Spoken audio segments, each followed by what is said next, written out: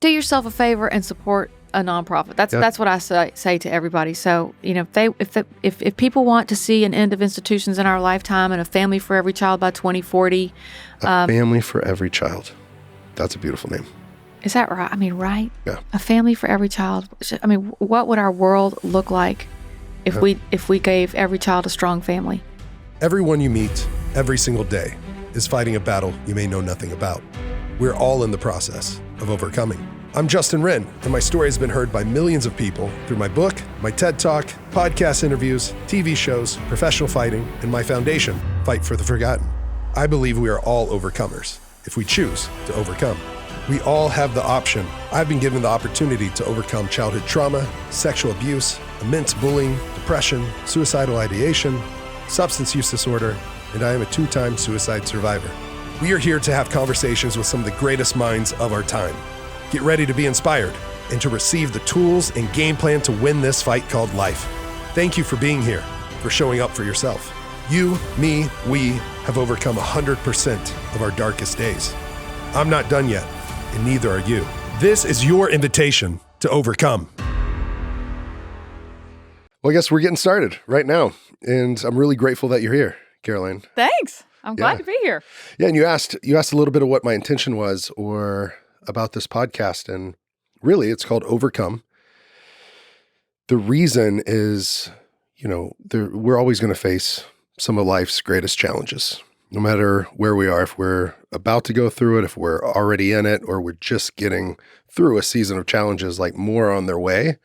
I don't think that's necessarily a negative way to think about it. It's just like, how are you going to handle those when the stormy waters come? Are you going to sink or swim? Are you going to rise up and overcome? How do we win this fight called life and overcome? And so part of the way we set this up is that I have a little saying, it's just you, me, we have overcome 100% of our darkest days. I'm a 2-time suicide survivor. I've been to treatment twice in my life.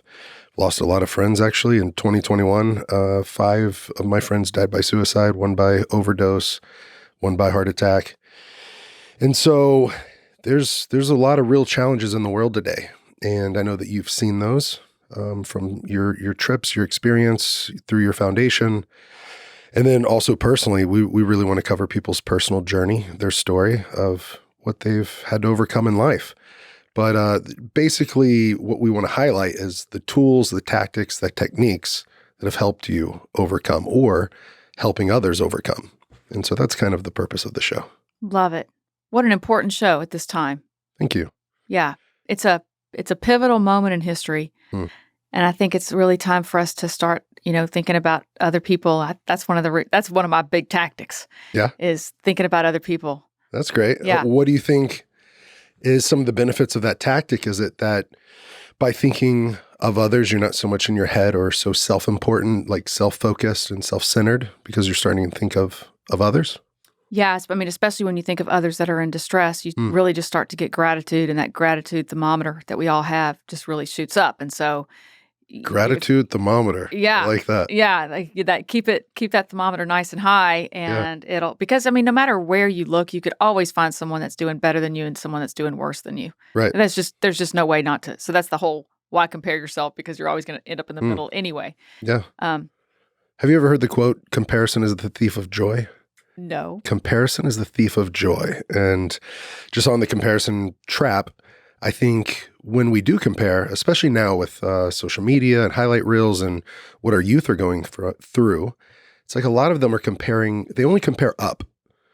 And I know through some of my world travels, like no one's ever compared down, and not saying it to like look down on anyone, but to have the full picture, to have perspective on one, you're comparing yourself to someone that might be quote unquote up, but that person might not be truly happy.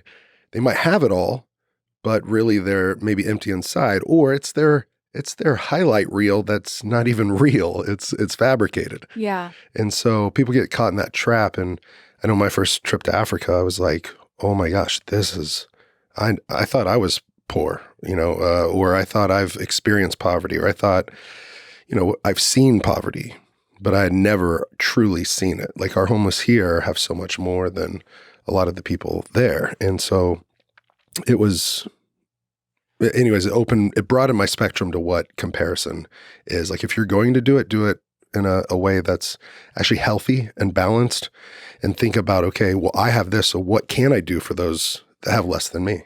Right. It's so interesting because what I've decided is that there isn't a top. There is always someone that's going to have more money. There's always a better plane. There's always a better hotel. It's like there is no top. I've never seen the top. A lot of us want to see the top, but there really isn't a top. And the top moves all the time. But there is absolutely a ground. And it is solid and beautiful and stable. And, when you go to when you do get to travel and you see developing countries and you see that there's a joy there sometimes when they have, obviously if they're not getting their needs met, there's no joy. It's hard to be joyous and hungry. But if they're getting their needs met and they have enough, which is a word that we don't use in America enough, I think it's, it's the word enough. Once they hit that level of enough, there's a joy that is really just so prevalent there. Right. And so, I mean, the gratitude thermometers. And it just makes you grateful. It makes you grateful to be around them. It makes you grateful to be able to, wow, I thought my life was hard, but, I had a school. I had a road to go to school. We had electricity that you could just turn on in our home. We had running water in our house. So there were these things that we have that we just don't even ever stop for a second and thank God for, because, we're just so used to it. Yeah. Yeah. Running water that's clean, that can get hot or warm or cold. All of it. You can brush your teeth with it. You can drink it. We give it to our dogs. You can go into different rooms and get water. Yeah. You can have it in every room that you want it. Right. Yeah. Yeah. It's mind-blowing. So but we don't think about it. We take it for granted. And whenever you think about maybe our culture, maybe it's your upbringing, and then you expanded like your perception, and you saw people who did have enough and it was enough. Do you think it's the comparison trap that makes maybe people from our culture or the US like almost have a constant state of feeling like I don't have enough, even whenever they have more than enough of their like basic needs met? What do you? I don't know. I wonder sometimes if we spend so much time thinking about ourselves that we don't take time to think about others. And I think when we are thinking about others, it really it's one of the most selfless things you can do, or selfish things you could do, is to think about others because it feels so good to give. And so I don't know. I'm not saying that we do, but it is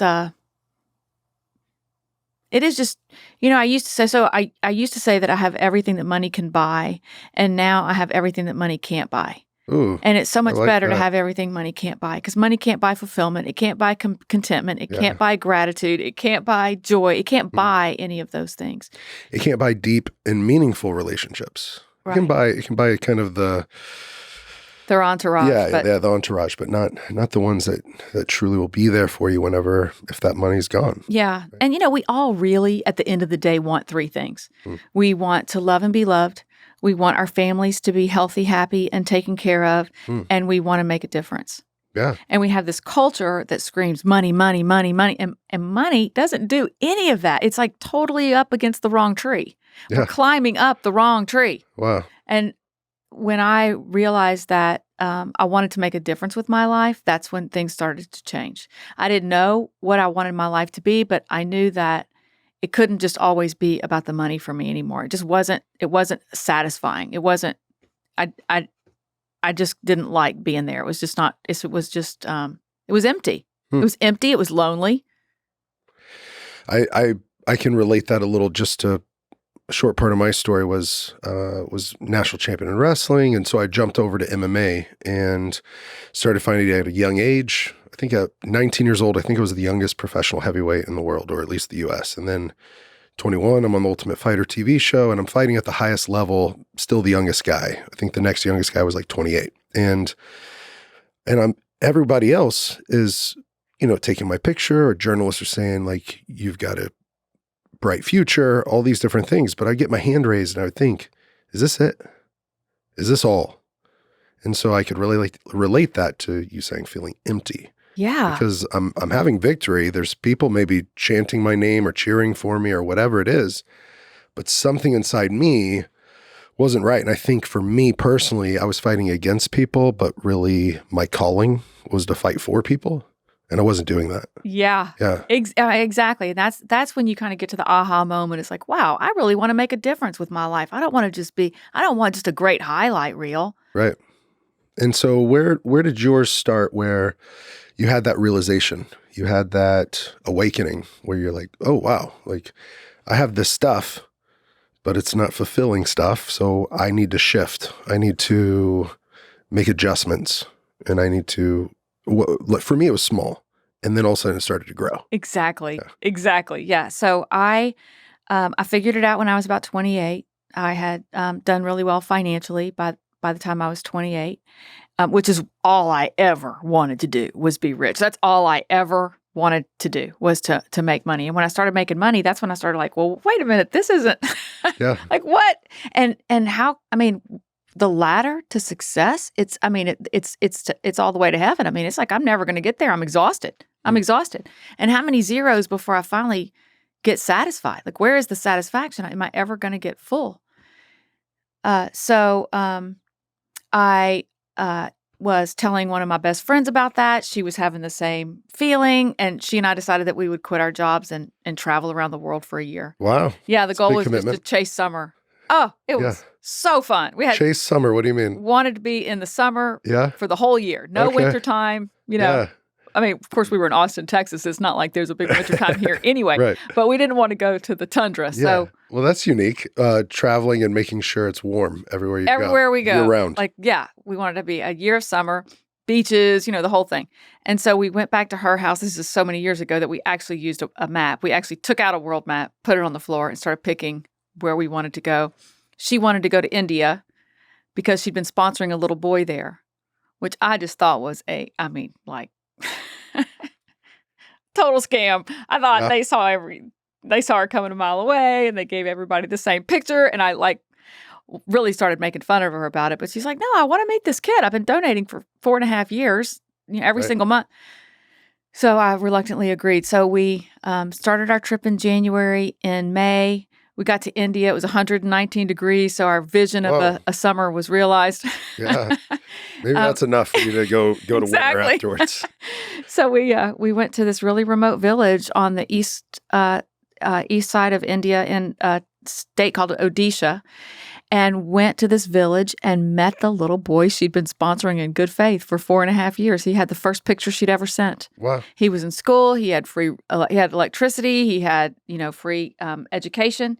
He was real. It was unbelievable. And so we decided. He's probably getting some food for money or meals during the food. And month. He wasn't, even then, I knew he wasn't going to break out of the cycle of poverty.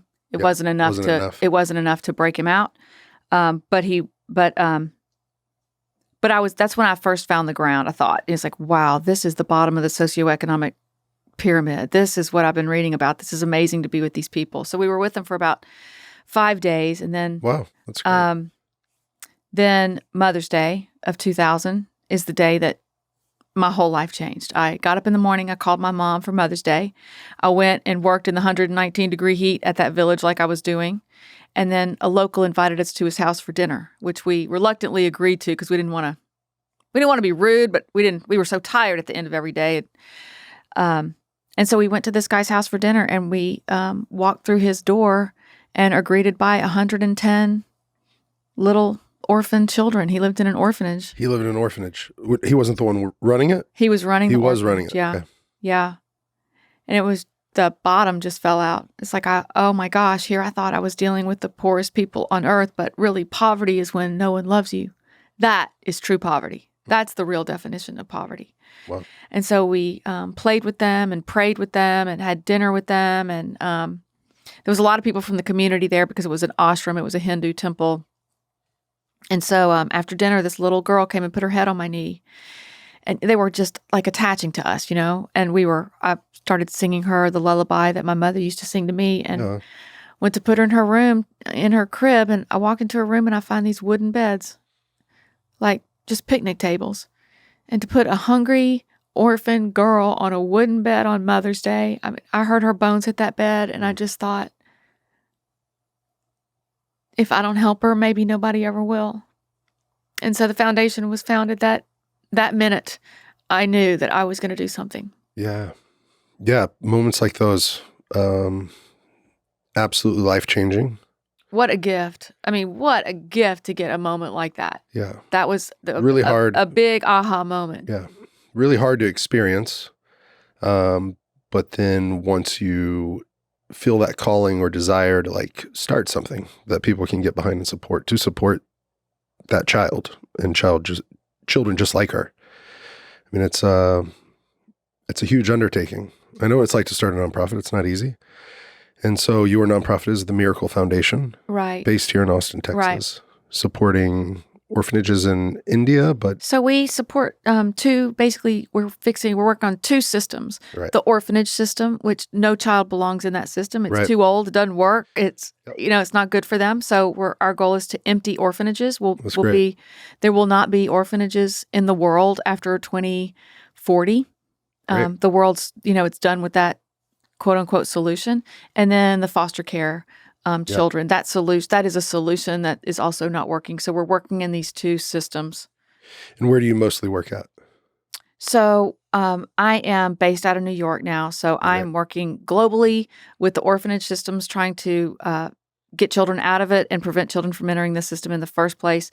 And then in the United States, we're working in foster care. But of course, the UK has foster care, France has foster care, Canada, Australia. There's foster care systems out there that we're working to improve. This podcast is brought to you by Onnit.com. Onnit.com/overcome. Use the code OVERCOME to save yourself 10% on, I'm holding in my hands, the Alpha Brain Focus Shot. It's in this cool container. Amy's got the website pulled up for you guys watching on YouTube. Did you drink your Focus Shot this morning? Absolutely. I thought you did. I did too. Yeah. How do you like it? Oh my God, I feel so good. I always feel because it's early right now on a Monday. Yeah, you know what? Yeah. This is one of the earliest podcasts we've done. Well, this is early for you. Early for you. Well, to go on the show, yeah, for sure. And it promotes focus and energy, supports a positive mood state, helps manage mental stress. And for me, I truly feel like it helps me get in the flow state faster, stay there longer. Whether I'm going into sparring, I had one before I went to sparring yesterday, and I had a 4.5 hour training session because they were stacked. So I went from 12 to 1:30 and then straight over to the gym from 2 to 4:30, 4:40.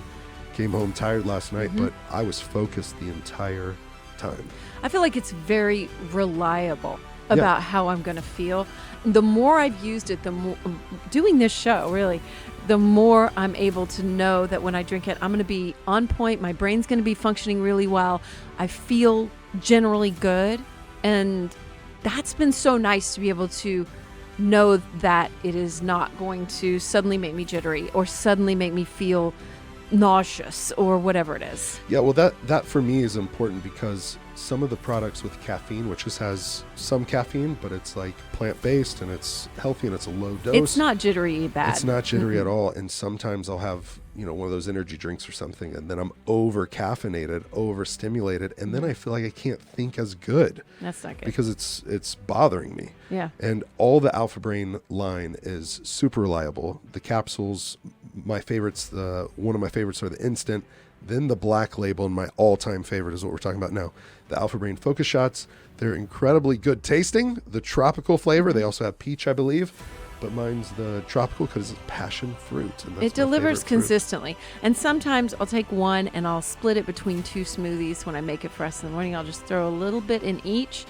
and just adds a little something to like our protein powder and the fruit and whatever else we've got in there. Yeah, and thank you so much, Onnit, for supporting me, my comeback to fighting, Fight for the Forgotten, and this podcast. They make it possible. So please support our sponsors, who honestly I think have the best supplement line in the world. And our favorite products, Alpha Brain or Total Human, get the best in one packet, a morning support and a night support. Thank you for being here with Overcome with Justin Wren and Onnit.com. Be sure to use that code. Use the code OVERCOME. Save yourself some money.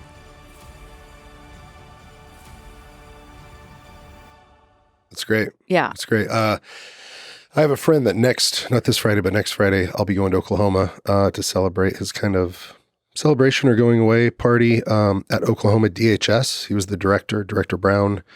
I think he's also the Secretary of State there, Justin Brown. And I've gotten to speak to all the DHS employees a couple times, 6,000 people that are on the front lines with the foster care system, the elderly, the disabled.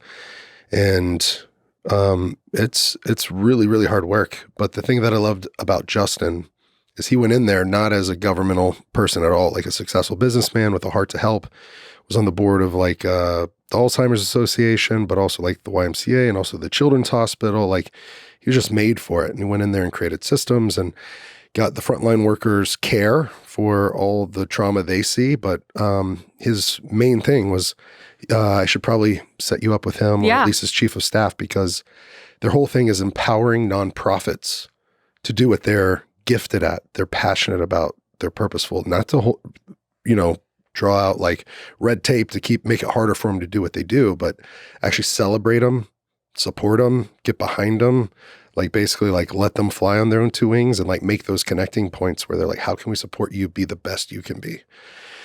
So it was a paradigm shift for the whole organization, I believe. And so I'm really, really grateful for him. But seeing that, it's so important. And then from my trips to Uganda and Congo, maybe you can speak to this, because how you said the orphanage system is a broken system.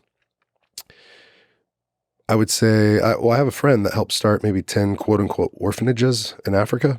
And I say he's a friend, he's an acquaintance, but he told me the story about how these people would ask for money, they would give it to them, and then all of a sudden, more than half, probably 70%, 80%, 90% of the quote unquote orphans that are at the home have one or more parents. So they're not truly orphaned. Right. But their families maybe want to take care of them and can't. So sending them to an orphanage, now they'll have food, they'll have education, they'll have an opportunity where it's not as much of a financial burden on them at home, or they don't want to take care of them. But one of the horror stories I heard of and saw even with my own eyes was like showing up at one whenever it was unannounced and it was empty.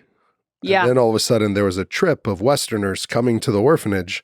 And now all of a sudden it was like they were borrowing kids from like the school, neighboring towns, everything else to fill it up.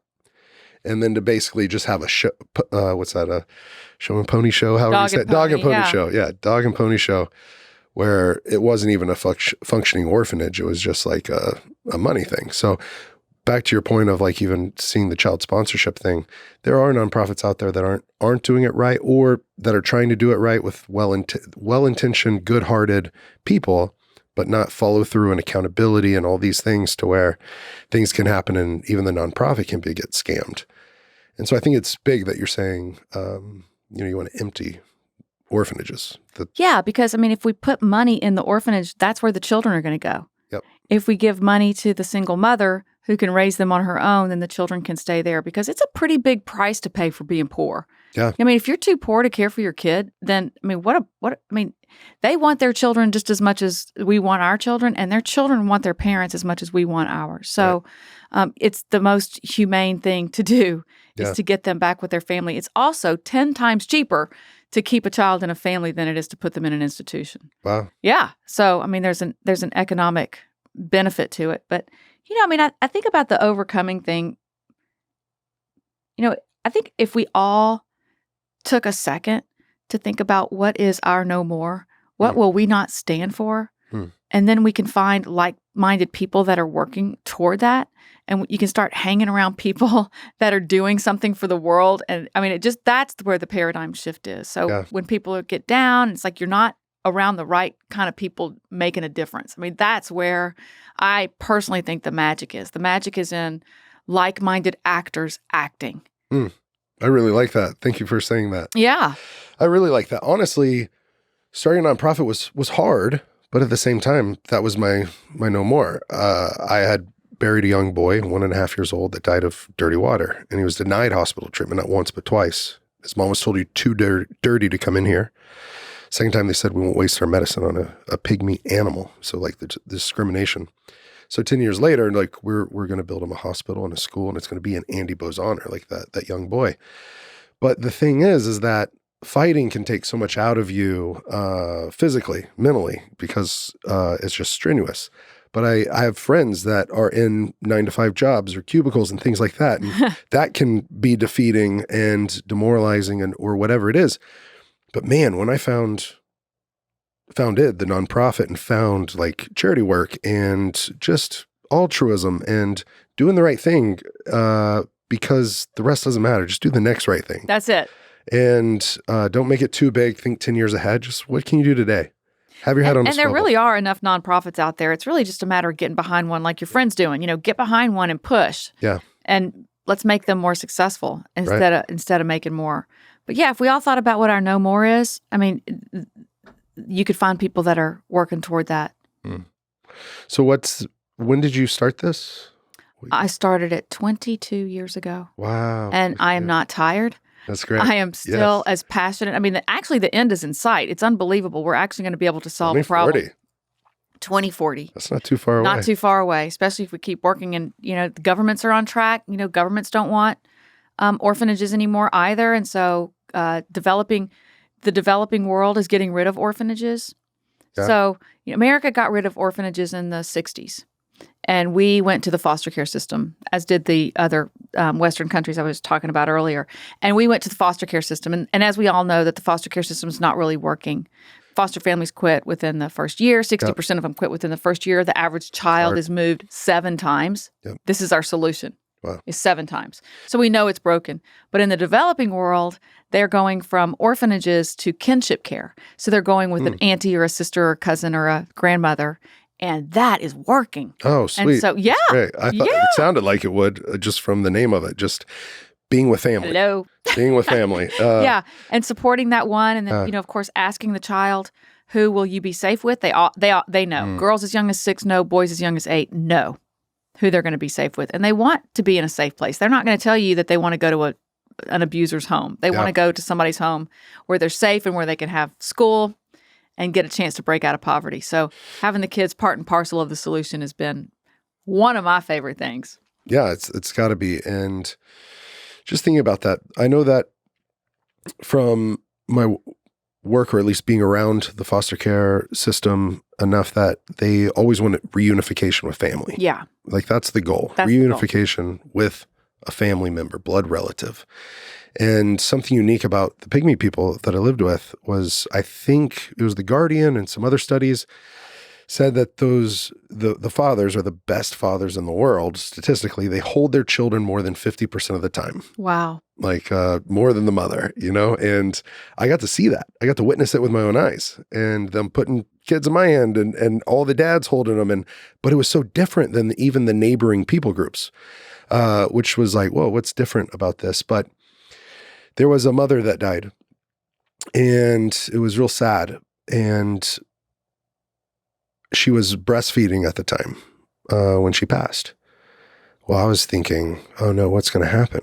Are they going to put this kid up for adoption, or is it going to be alone? Like, what's going to happen? And before I even got done worrying and thinking options through, another mother who had been breastfeeding already picked up that little one and started breastfeeding her child, didn't miss a meal, not one single meal. And they don't put their kids up for adoption or to orphanages.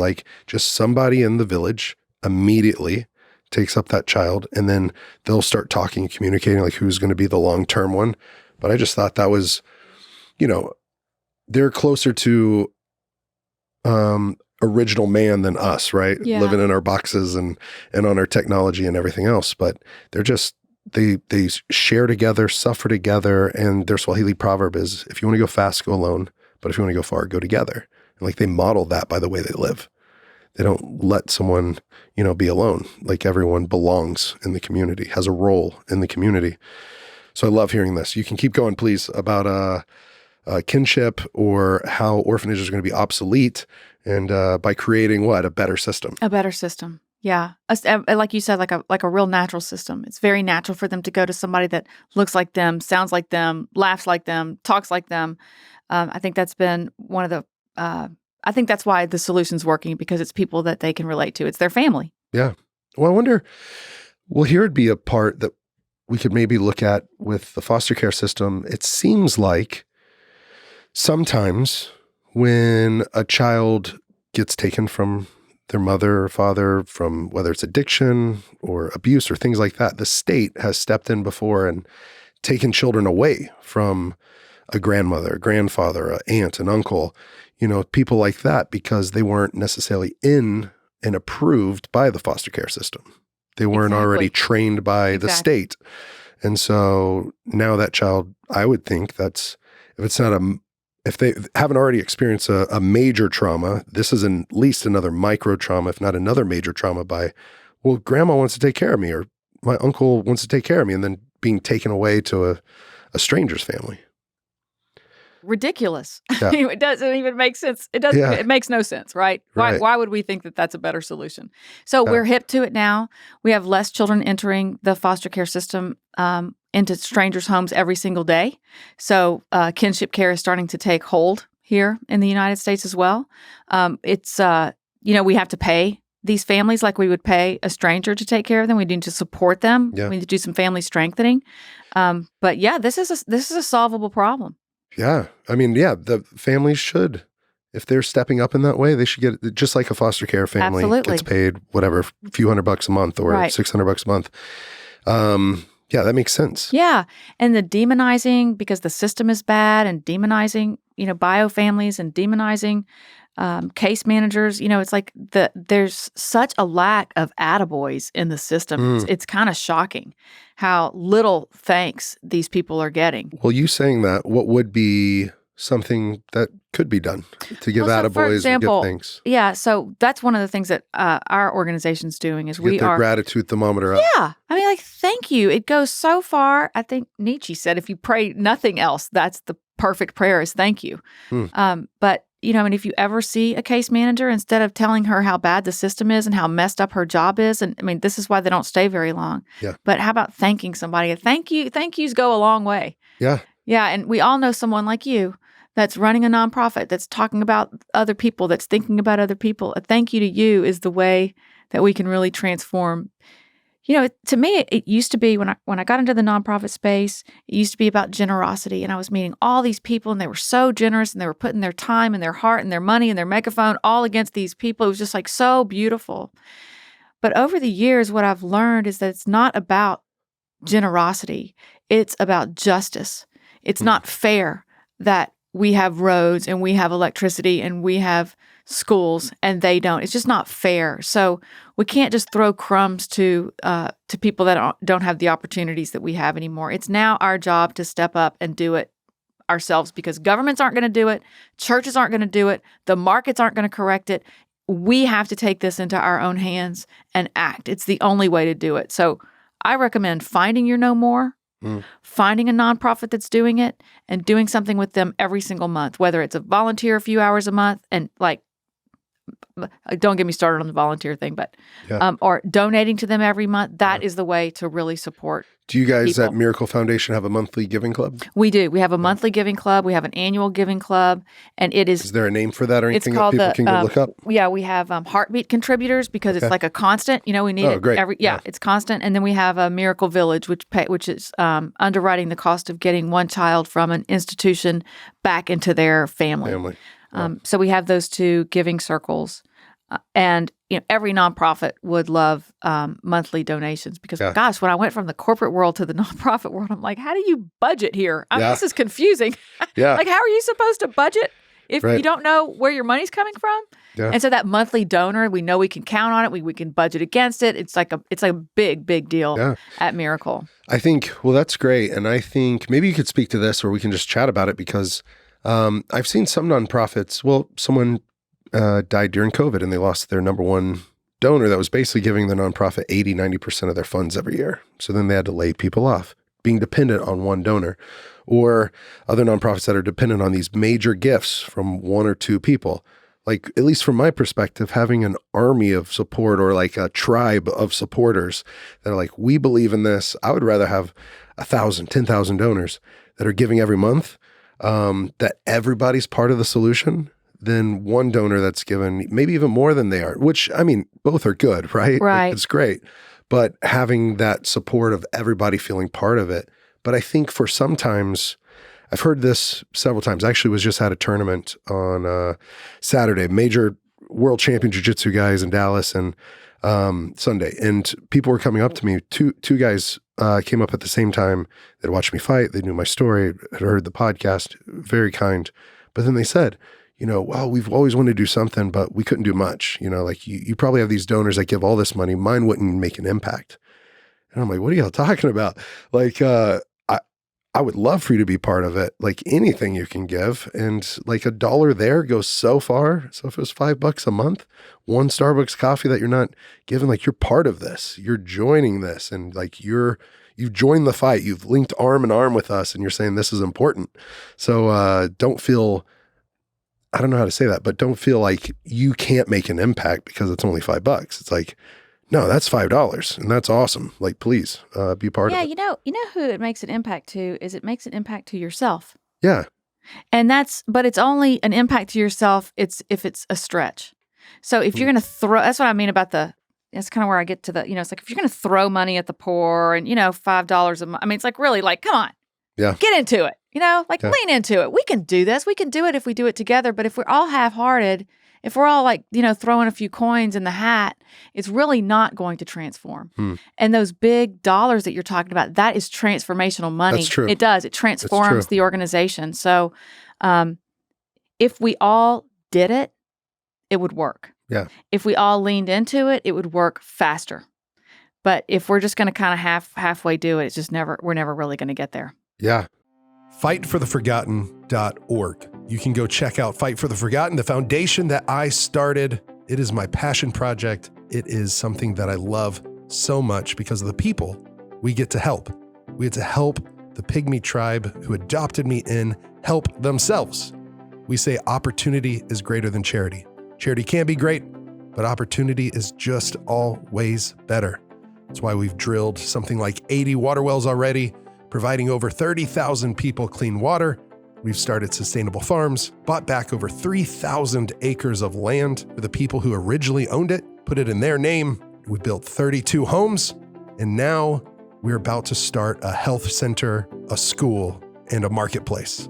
They're going to have a maternity ward, a pediatrics unit, and a dental suite. You can join the Fight for the Forgotten Fight Club at fightfortheforgotten.org. We would love, love, love to invite you on this journey to join this fight arm in arm with us. Our fight club, it's a monthly giving club. You can give $5 or more a month, and that empowers us to empower people.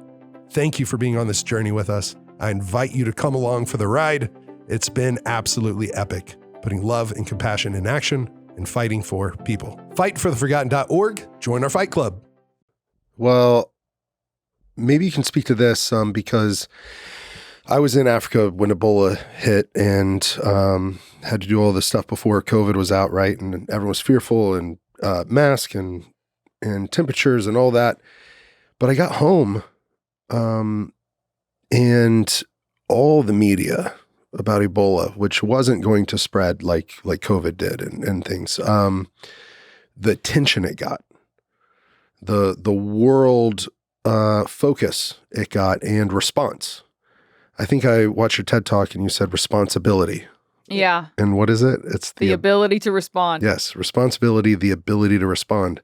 It's like the whole world had the ability to respond to that. And then also with COVID and then all these things. And I'm just thinking, man, if we just started picking one or two or three, and there was like a solid focus from the world, whether it's the governments leading it or individuals leading it or nonprofits leading it, where the water crisis or orphanages and getting children and with families, like we'd solve everything probably in like this in a year, this in a year, this in a year. Absolutely. There's a beautiful, I always think about it. So did you ever see the movie Finding Nemo? I honestly haven't. I'm sorry. It's so I need to see it. I just went snorkeling in Hawaii and they were telling me that's Nemo. Oh like, yeah, awesome. you totally got to see it. But there's this scene in Nemo where all these fish get caught in a net. Okay. And they say, swim down. And they all start swimming in the same direction. And because they all start swimming in the same direction, they break that net. Oh, wow. And they get out. It's because they were all in formation. And that is what's missing right now. That is the secret sauce to right now. There's your nonprofit, there's my nonprofit, there's 160 nonprofits like probably within a mile radius, but we're not working together. It's the Achilles heel. And so when we can work together and all fly in formation, and there's something called the Sustainable Development Goals. 17 goals. Every country in the world has agreed to these goals. This is basically the world's to-do list. If we all focused on one of those goals, one or more of those goals, we would be, in essence, swimming down and breaking out of this net that we're in. Right. Yeah. I remember I was in Congo and Joseph Kabila, he was the quote unquote president there. And his number one thing on the agenda was making sure every Congolese native, every countryman of Congo would have clean water. They're one of the most water-rich countries on the planet. It's the rainforest. Yet less than 1% of the people had access to clean water. I remember us working and the officials and everything else making it so hard on us to even drill one water well. Like I hear the rumors about Austin, what is that? The building plans or permits. Yeah. And how hard it is to build here. Yeah. It was like the hardest thing to get approval to like drill a water well. We're like, we're trying to do your president's number one thing on the agenda is getting people clean water. Like, don't slow us down, like support us, help us. And so I wonder what you say about a united front, joining forces, like partnerships among nonprofits. I'm really grateful now we have 3 or 4 great partnerships coming, but I've been doing this 10 years and it was a little strange that sometimes nonprofits weren't as open-minded or welcoming to like partner together. But I think you're right. Like it's the only way we're going to make the biggest difference. It's just a new paradigm. You know, it's just the next right thing. It's the reason it's missing is because we are in a new place. So it wasn't missing 10 years ago because there weren't enough people doing nonprofits 10 years ago. Today, there's enough people doing nonprofits. We're just not working. We're still working in silos. So like in my in our work, you know, a mom dies during childbirth and the children end up in an orphanage. Well, that's not a child protection issue. That is a healthcare issue. Or there's no school in the village, and so they send their children to orphanages so they can go to school. Well, that's not a child protection issue. That's an education issue. So starting to partner with other organizations, that's why if you look at the Sustainable Development Goals, they really are all interrelated. So there's groups that are for no poverty. There's groups that are for education. There's groups that are for gender equality. There's groups for clean water. They really all go hand in hand. Yeah. And so I say we're at a pivotal moment in history because we've had some breakthroughs that we've needed to have for 100 years, 200 years, like the Me Too movement and the Black Lives Matter movement. I mean, there's some cracks in the wall now that we just really can break down some walls. Yeah.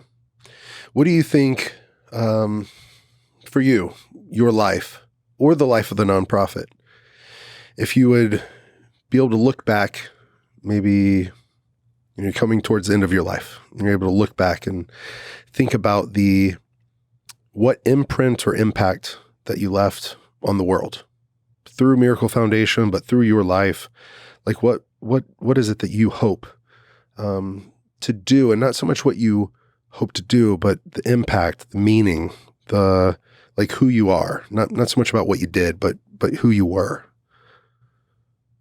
I mean, love. Love. It's the name of the game. It's at the end of the day, we really are all one.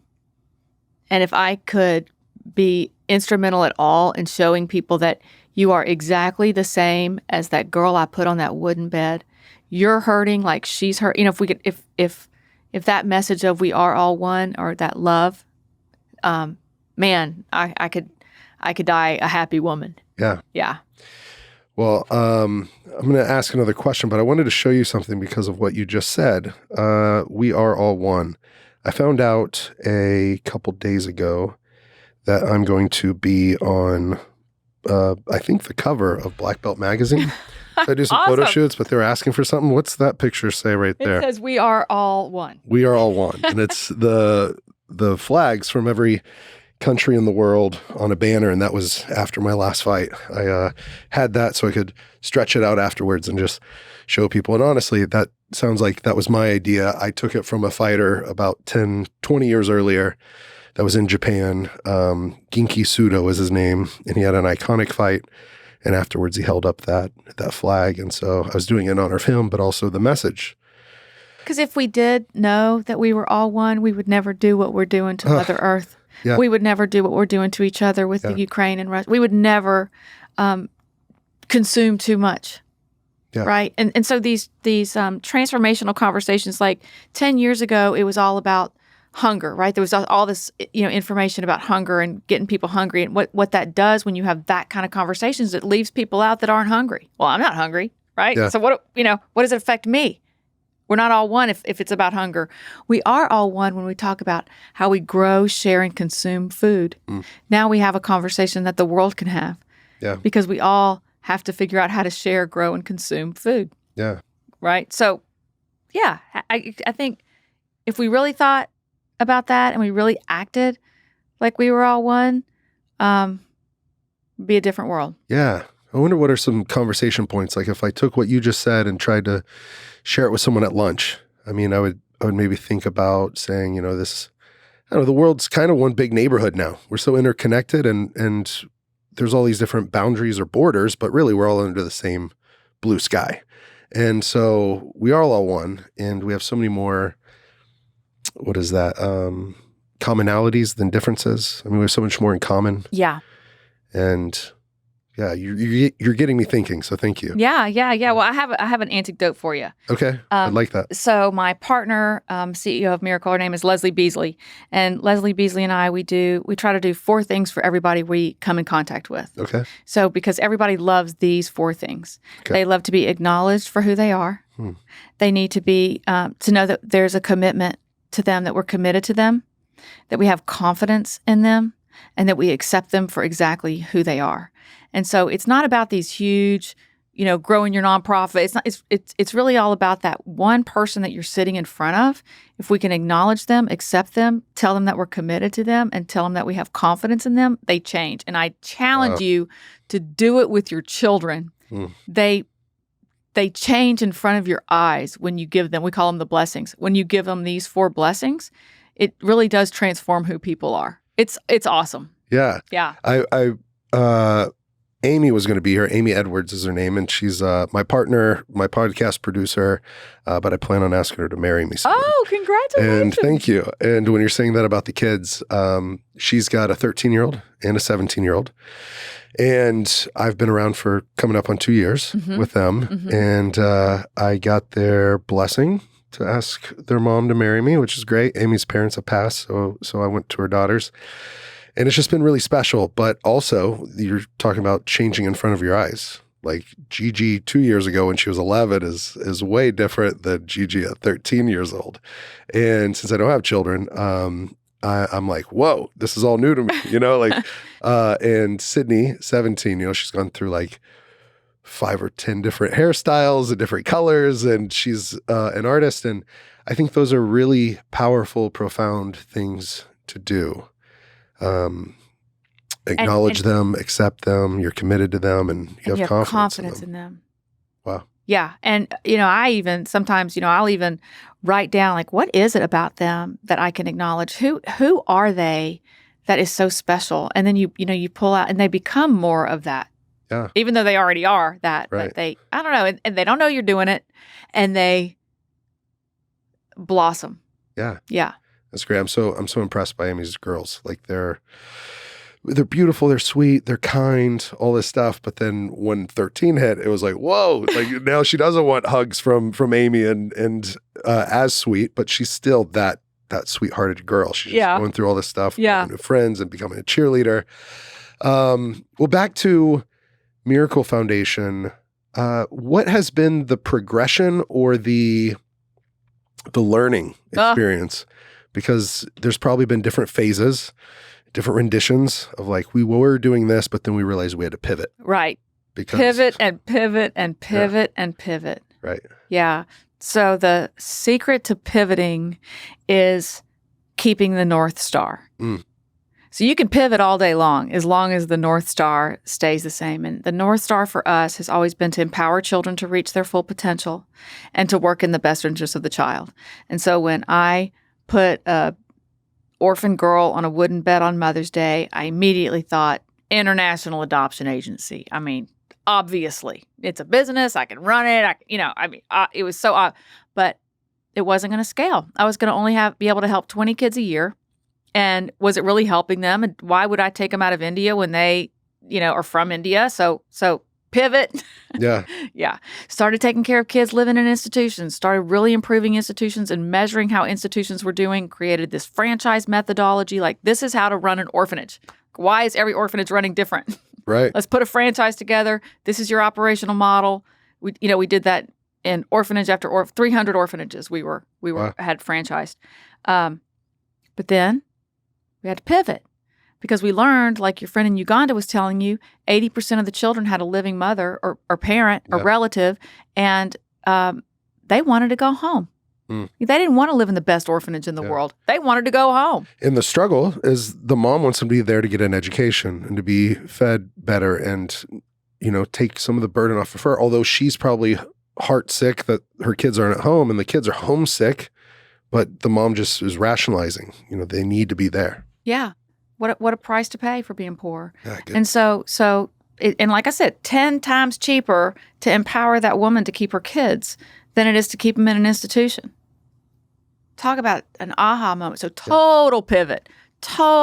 We emptied 300 orphanages. Wow. Yeah. Got them back with their Started families. them and then emptied them. Well, we didn't start them. We supported them. Supported them and then emptied them. Yeah, and then helped empty them. So So what's that process like whenever you make that pivot, but then not even so much about the pivot, the actual practicality of emptying an orphanage, and it's 10 times cheaper to keep them at home. So now I'm thinking about the program and the process and the system of you are supporting one place, or let's say 300 orphanages. You're supporting 300 orphanages. Now you're going to empty them. They maybe have 100 kids, right? Now you got to support 3,000 mothers or cousins, nephews, uncles and aunts and grandmothers and grandparents. So what's that process like? Because that seems like a lot more than 300. Yeah, that was orphanages. exactly the question our donors asked. We're like, oh my gosh, how are we going to measure? How are we going to make sure that they're safe? And so we use technology. Great. Yeah, there's something it's called a Thrive scale. We measure them. It's very much like a adoption, where the child tells us where they want to live. Like, who can you live with? Invite them to this meeting. We'll pay for their transportation. We'll pay for their lunch and breakfast and dinner or whatever, and get them here. And people would come. They'd come hungry. They'd come barefoot. They'd come dirty, but they would come. They were coming for the children, and they wanted their children back. And what most of them said was, if you can guarantee their education, I would love to have them back. Wow.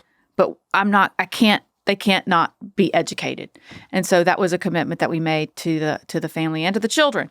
And so we work with our social workers on the app. It's all, it's all technology based, but they look at 5 areas of like what a family has, who's around that child. Is there some weird uncle lurking around waiting for the girl to come home? Is she going to be safe? Yeah. And then where's the household income? Where are they? Where's the education? Where's the school? How's the health and mental health of the family? And is there a counselor that we can get them with, even if it's online? And then, of course, the economy of the family. So it's like a process, case by case management of it's not a cookie cutter solution or blueprint. Like, there's every person's unique, every child's unique, every household and family are unique. Definitely, and there's trends. Right.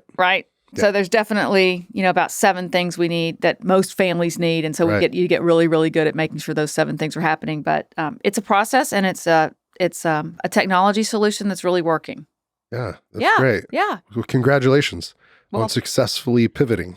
And thanks. Yeah. It's the name of the game. And then, I think some people would just call it quits instead of pivot. I don't know if you've almost seen used to that. be embarrassed to pivot. I almost used to think, oh my gosh, did we make a big mistake? But you just Is do all like this other you stuff said. worthless or meaningless? Yeah, right. But you just do the next best thing. Yeah. And then the last pivot, of course, was we've been doing this work in the orphanage system, transforming the orphanage system into a kinship system. What about this foster care system in our country? 20 years ago, it was perfectly appropriate to go to another country and help. But now there's people in America that's like, oh my gosh, we really have a problem with our system here. Yeah. So moving into the United States system has been incredibly rewarding and just talk about grateful. Yeah. They're also grateful. Wow. That's awesome. Going back to whenever you were on your first trip to India and you said you knew it wasn't going to be enough to break the cycle of poverty for her. Yeah. I'm trying to see what you have experienced or seen or have knowledge of that takes them to that next level to where it is enough. Because with our work, at least, especially in Uganda right now, we're not trying to be siloed. We've gone from land to water to food, so sustainable farming, irrigation wells, latrines for sanitation and hygiene, like hand washing stations. We're about to do a water reservoir, the health clinic, the school, so medical and education, and partnering with all these different nonprofits. But thinking about having the basic needs met and education, like it might come down to the individual basis. Are they going to decide now that they've had this opportunity that their family hasn't had before to break out of the cycle? But I do know from the conditioning and generational, like just being stuck in that, it will be hard for some to break out of it. So when you went back to that point, what do you mean? And what is how do you provide an opportunity? Because charity can be great, but I feel like opportunity is always better. So creating an opportunity for them to break that cycle.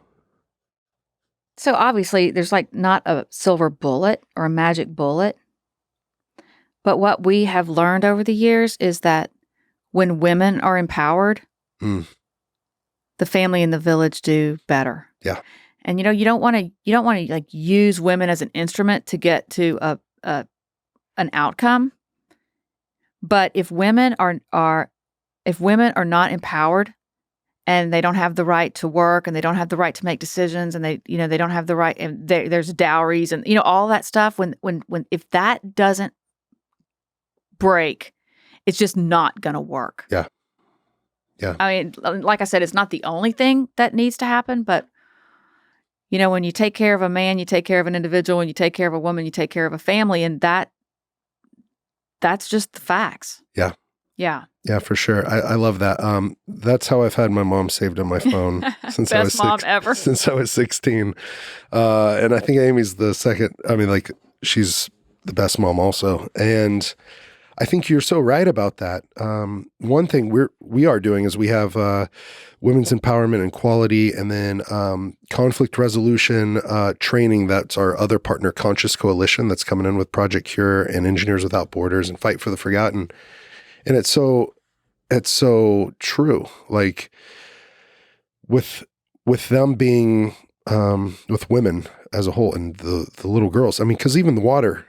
It's not just a human issue. It's a women and children's issue where the women can't go to work because they have to go collect water, or a girl selected to not go to school because the brothers are sent to school first, and then the girl has to go collect water. And it's like, man. So that's what I mean. Like that, until that is fixed, until that is. And so, like, how many women are on the council, on the village council? Yeah, like getting women in positions of voting, getting people, women in positions of power. Right. That should be part of the strategy, any strategy. Yeah. Yeah. Yeah. Yeah. We have a Edith and a Liberty that are from that area, that are women that were so poor and went to the capital city, got college educated, and now they have such a passion to go back in there and change it. And so the conversations they're having, we're calling them transformational conversations, and conflict, not resolution, but conflict transformation, and women's equality and all these things. But how do you think for the Miracle Foundation, what's the best way you see it to empower women, young women, the children that are getting back home? What can you do to support them? Well, so, we talk about the 5 domains. So getting if there's a school nearby, if there's a place for the women to work, if there's a way for them to get some health and mental health, physical support, that's what I was talking about, the non-siloed. It's like I don't want to just focus on water or children, or we got to focus on healthcare, we got to focus on mental health, we got to focus on education, we got to focus on income generation, and we got to focus on living arrangements and living conditions. And so those are the 5 that we focus on. We find those to be holistic for the women that we support. We started, it's all about the children. So it's all about the rights of the child for so many years because they were living in institutions. Right. And then when they went back to their families, we realized, it's really about the mother as well. So let's make sure the women have, you don't want just educated girls, you want educated women. Yeah. You don't want just kids to have good mental health support. You want women to have mental health support. So. Right. And that they're heard, they're seen, just like what you're saying, supported, because, it's human nature. And I've been surprised by it sometimes, but then other times I've been like, I step back and I'm like, oh, that makes sense. Sometimes when I've seen children be super supported and cared about, I think that a mother and father love that and want that. But then if an organization is only doing that and forgetting about them, there's an opportunity for resentment or absolutely, or what, they're doing everything for them, but if they could just help us, I'll be able to take part in helping them even more. Yep. That's right. Yeah. That's the secret sauce. And, not to emasculate anybody. It's like, we don't want to, it's like the man is, we're never going to get there without men. So it's not like not taking care of men is going to be, like the opposite of patriarchy is not matriarchy. The opposite of patriarchy is fraternity, is equality. Yeah. So you don't want to go from a patriarchal society to a matriarchal society. That's just a horse of a different color. It's just like different. It's just not. It's equally as bad. Yeah. Yeah. So you're really going for equality and fraternity. That's what you're going for. I like that. Yeah. Yeah. But patriarchy is a dangerous thing, and that's really one of the things. It's not even good for men. It's not even good for them. They don't even like it. They're in some box. It's kind of like you becoming a parent. I mean, how awesome is that? Like, what a beautiful thing for you to be able to be with these girls and raise these children. And we've in these patriarchal societies, men don't get to do that. They're in a box too. Yeah. It's not good for them either. That's not great for they should get this opportunity to raise children. It's a beautiful gift. It's a beautiful thing to do. Yeah. Are you a mother? I'm not. You're not? No. Okay. But No. you've got a bunch that you've helped. Yeah. Yeah. So I'm kind of in that same boat where I told Amy, like, I'm okay to not have biological children. But if I get to be a fatherly figure, I know I'm not going to be their dads, but if I can just be a good man to your daughters, like that's more than enough to me. Yeah, So Yeah. No, I decided when I was 30 not to have children. When I met the orphans, I thought, oh my gosh, if I have my own kids, I got to focus on my own kids and let me focus on other people's children for a while and see how that goes. yeah. Yeah. And it's been great. Yeah. And so not to get too personal, but would you have considered it a sacrifice or not a sacrifice at all? Like one of the best things you could have done? Not a sacrifice at all. Yeah. Nothing I've done. Like I said, I have everything that money can't buy. Wow. And I know there's this song, you're probably too young to know, but it's not he's not heavy, he's my brother. It was like a song in the 70s. And it's the picture was this guy carrying this other guy out of a dangerous situation. It's like, he's not heavy, he's my brother. It's not it's not heavy. They're we're one. Yeah. Yeah. I like that. Well, so then let's there's a lot of social conditioning out there in the world. And I've seen women that I know that are in their early 30s and being pressured to go ahead and have children, go ahead and do this. And it's, you're going to regret it later, different things like that. And so I'm just asking for you personally, maybe someone's listening to this, and they're in this, whether it's they're being pressured for it or they're wondering if they'll regret it, or how did you rise up and overcome maybe social conditioning or pressures from friends or family or anything like that, knowing your true north, your North Star? I asked my mom. Yeah? Yeah. I said, Mom, I think I'm decided not to have children. What do you think about that? And she said, you're one of the best decision makers I've ever known. If that's your decision, that's the right one. Wow. Yeah. There you go. Confirmation. Yeah. Man, she had confidence in me, right? Yeah. One of the 4 blessings. Confidence in you, and she saw your calling and you walking it out. Mm-hmm. It's really special. Yeah. Wow. What's your mother's name? Her name was Lanita. Yeah. Lanita. Well, thank you to Lanita Yeah. for supporting you and having confidence. Yeah, she did. Yeah. Well, so on ways to support, I want to make sure we get this in there, because ways to support Miracle Foundation, you, your heart, your calling, your board, your donors, and mostly how people can serve the people y'all serve. What's the top few ways they can support? Yeah, like do yourself a favor and support a nonprofit. That's what I say to everybody. So, if people want to see an end of institutions in our lifetime and a family for every child by 2040, family for every child. That's a beautiful name. Is that right? I mean, right? Yeah. A family for every child. I mean, what would our world look like if we gave every child a strong family? There'd be a lot less men incarcerated. A lot less people incarcerated, a lot less people on drugs, a lot less homelessness. More people in school. I mean, it would be such a beautiful gift to do. And it's a lot easier to take care of a kid, raise a good kid, than to fix a broken man. So if Can you they say want, that again? Yeah, it was Frederick Douglass said that. It's easier to raise good children than it is to fix broken men. Wow. Yeah. That's profound. It's right. Yeah. Yeah. So monthly donation, huge. We call it money, megaphone, and minutes. Okay. Money is monthly or annually, so we can budget against it. That's so we just know exactly how many kids we can say yes to. Megaphone, share our work, go and repost our social media, give us a call, and then minutes. Think about it for a second. Like, who do you know? How can you support? If you think about what you can do, what are your unique gifts? And the reason that's so important is because there are things that happen that I would never ask anybody. So like I asked this person, said, what can I do? I didn't know what to ask her for. And she said, I thought about it for a minute, and my cousin is in charge of People Magazine. She's an editor at People Magazine. I mean, would that help if you got an art, like that? I would have never asked her for that, but she thought about it. She gave me some minutes. Yeah. And so money, megaphone, and minutes is what we usually ask for. I love that. And maybe what we'll do right now, what is one of your favorite stories that's come from the Miracle Foundation?